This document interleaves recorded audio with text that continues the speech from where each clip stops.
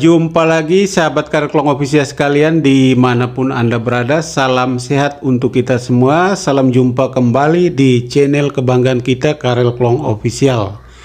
Ya, sahabat Kareklong Official sekalian, pada kesempatan kali ini saya mengajak teman-teman sekalian kita mengulas ya atau membahas terkait dengan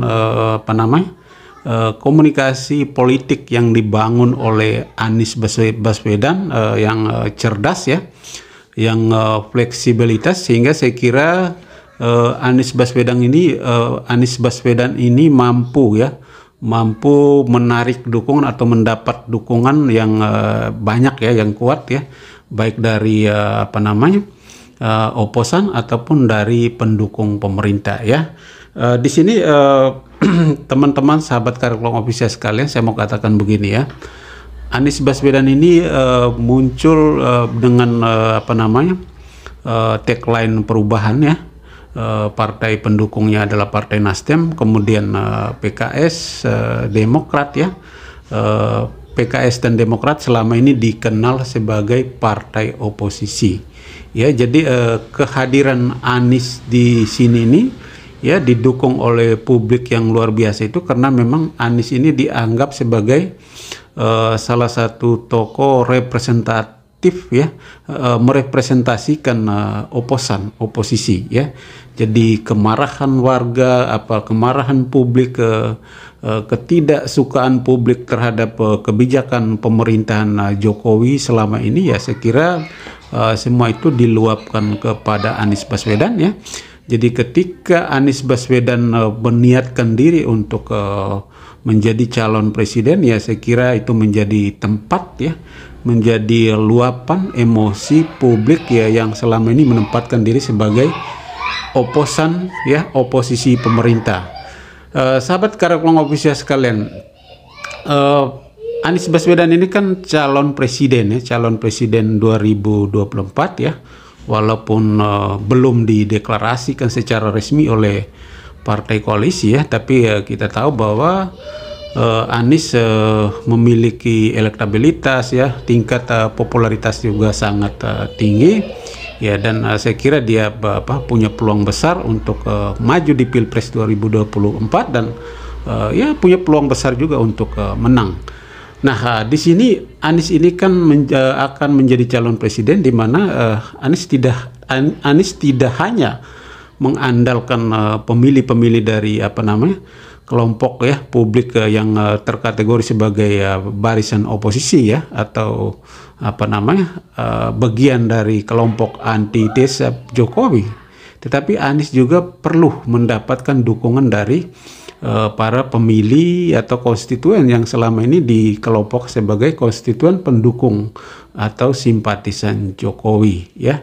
Jadi ada beberapa komunikasi politik yang dibangun oleh Anies akhir-akhir ini, saya kira menarik ya. Lalu makanya kenapa saya katakan bahwa Anies mempunyai kecerdasan luar biasa ya dalam komunikasi politiknya ya. Fleksibilitasnya itu cukup bagus, sehingga bagaimana Anies mampu untuk yang pertama adalah dia tetap menjaga soliditas pemilih-pemilih dasarnya ya. Pemilih-pemilih dasar itu adalah pemilih yang merupakan kelompok oposisi, tetapi di sisi yang lain Anies juga mulai membangun komunikasi untuk menarik simpati pemilih-pemilih yang merupakan pemilih-pemilih Jokowi atau yang merupakan pendukung setia pemerintahan saat ini ya. Kita saya akan tampilkan yang pertama adalah cuplikan komunikasi Anies Baswedan terkait dengan apakah Anies Baswedan akan melanjutkan kebijakan Presiden Jokowi atau tidak ya. Dalam hal ini adalah saya kira pertanyaan wartawan itu tertuju kepada proyek IKN ya, karena memang proyek IKN merupakan salah satu warisan Jokowi yang memang ya boleh dikatakan spektakuler ya. Jadi ini saya kira nilai jual politiknya itu sangat tinggi ya. Kita akan saksikan cuplikan ini ya. Termasuk soal ibu kota negara IKN yang itu undang-undang. Itu undang-undang. Dan siapapun yang bertugas harus melaksanakan undang-undang. Iya. Lain kalau pengamat. Kalau seorang yang memiliki kewenangan negara, dia harus bekerja pakai undang-undang. Ya, oke, sahabat Karel Pengobisia sekalian. Jadi di cuplikan ini terlihat jelas bahwa Anies secara tegas menjawab atau mengkanter tuduhan-tuduhan selama ini atau tudingan-tudingan selama ini yang mengatakan bahwa jikalau Anies terpilih menjadi presiden, maka Anies akan menggagalkan proyek IKN atau Anies tidak akan melanjutkan program-program pemerintah sebelumnya. Tetapi dalam konteks IKN, saya kira Anies dengan tegas, lugas dia menjawab bahwa ya itu adalah produk undang-undang ya. Jadi setiap orang yang berkuasa dia harus melaksanakan, menjalankan konstitusi. Jadi tidak ada alasan bagi Anies untuk menolak atau tidak melanjutkan pembangunan IKN karena itu sudah ada konstitusinya, kira-kira begitu ya. Jadi Anies mau memberikan pesan ya kepada publik, kepada konstituen pendukung Jokowi, simpatisan Jokowi, bahwa Anda tidak perlu ragu ya, Anda tidak perlu takut ya. Jikalau saya berkuasa, saya akan melanjutkan apa yang dilakukan oleh Presiden Jokowi. Dalam hal ini adalah proyek IKN akan saya lanjutkan karena itu sudah ada dalam undang-undang, dalam konstitusi kita, kira-kira begitu ya. Itu yang pertama ya, sahabat Karel Pengobisia sekalian. Jadi Anies sedang berusaha bagaimana untuk menarik simpati pemilih-pemilih Jokowi ya, menarik simpati pemilih-pemilih Jokowi supaya ada keyakinan, ada kepercayaan bahwa jikalau Anies terpilih menjadi presiden, Anies tidak akan mungkin membiarkan atau membatalkan setiap proyek yang sudah dilakukan oleh Presiden Jokowi. Nah, itu yang pertama. Terus yang kedua, di sisi lain Anies pun ketika dia menghadiri Rakernas pertama Partai Umat ya, Anies secara tegas dia mengkritik pemerintahan ya selama ini ya. Anies mengatakan bahwa beberapa dekade terakhir ya pemerintahan tidak mampu melahirkan ya atau menghasilkan kebijakan-kebijakan yang berkeadilan sosial ya. Jadi di sini saya kira pesan komunikasi politiknya itu jelas bahwa Anies hadir dalam konteks di mana dia di hadapan publik yang merupakan barisan oposisi ya.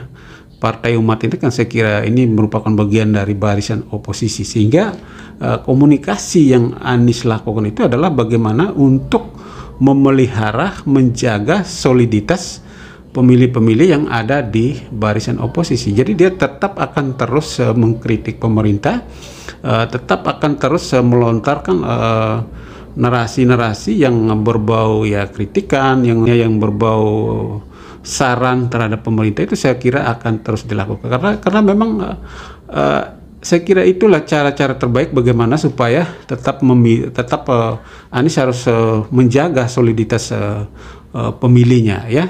Jadi ini saya kira memang menjadi suatu keunggulan Anies Baswedan ya. Dia harus mampu menjaga mempertahankan dukungan yang sudah ada, dan dia juga harus mampu menggait pemilih-pemilih baru atau pendukung-pendukung baru ya.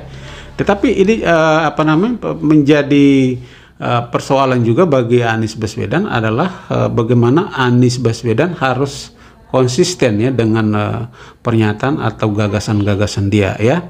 Saya kira memang Anies sudah berpengalaman ya. Katakanlah di Pilkada DKI Jakarta ketika Anies masuk menjadi calon gubernur ya. Dia narasi yang saya kira cukup berpengaruh ya dan cukup berhasil adalah menolak reklamasi. Dan saya kira Anies mampu menjaga itu ya, konsistensinya itu, walaupun pada akhirnya mereka harus kompromi, tetapi tetap sebagian ditutup, sebagian digunakan atau dioperasikan, kira-kira begitu ya. Jadi dalam kaitan dengan konteks Pilpres 2024 lalu pernyataan-pernyataan Anies yang sudah dilontarkan ke publik ini, saya kira memang menjadi tanggung jawab besar juga buat Anies Baswedan adalah menjaga konsistensi untuk menjaga narasi ini, ya. Ini menjadi pertanyaan juga, apakah misalnya konstelasi politiknya berubah, ya, katakanlah tiba-tiba saja, ya, katakanlah Anies Baswedan berpasangan dengan Puan Maharani, ya, katakanlah begitu, atau Anies Baswedan berpasangan dengan Ganjar Pranowo, apakah dia akan terus membangun narasi untuk mengkritik pemerintah, ya, atau tidak? Nah, ini yang saya kira butuh konsistensi dari Anies Baswedan untuk terus menjaga narasi-narasi seperti ini. Dan saya kira waktu untuk menuju 2024 itu kan masih sangat lama juga, masih panjang. Jadi publik ya menantikan konsistensi dari Anies Baswedan, bagaimana Anies mampu mempertahankan gagasan atau narasinya. Kira-kira demikian ulasan dari saya, ya, teman-teman sahabat Kariklong Official sekalian. Teman-teman bisa sanggah, ya, bisa tambahkan analisis kalian di kolom komentar channel ini, ya. Jangan lupa like, komen, subscribe, dan nyalakan lonceng notifikasi. Mantap.